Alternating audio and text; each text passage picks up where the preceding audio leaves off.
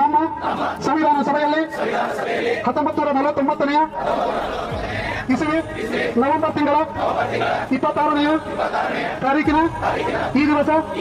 ಈ ಮೂಲಕ ಈ ಸಂವಿಧಾನವನ್ನು ಸಂವಿಧಾನಕ್ಕೆ ನೀನೆ ಶಿಲ್ಪಿಯು ದಾರಿದೀಪವು ನೀನೆ ಕಲಿಸಿಕೊಟ್ಟೆ ಸಮಾನತೆಯನು ಏಕತೆಯನು ರಾಷ್ಟ್ರ ಸಂವಿಧಾನಕ್ಕೆ ನೀನೆ ಶಿಲ್ಪಿಯು ನೀನೆ ಕಲಿಸಿಕೊಟ್ಟೆ ಸಮಾನತೆಯನು ನಿನ್ನ ಲೇಖನಿಯ ಬರಹ ದೇಶ ಗರ್ಜನೆ ಒಂದು ಮಾತು ಕೂಡ ಭೀಮ ಗರ್ಜನೆ ನಾಯಕ ನೀನು ಭೀಮರ ಮಹಾನಾಯಕ ನೀನು ಭೀಮರ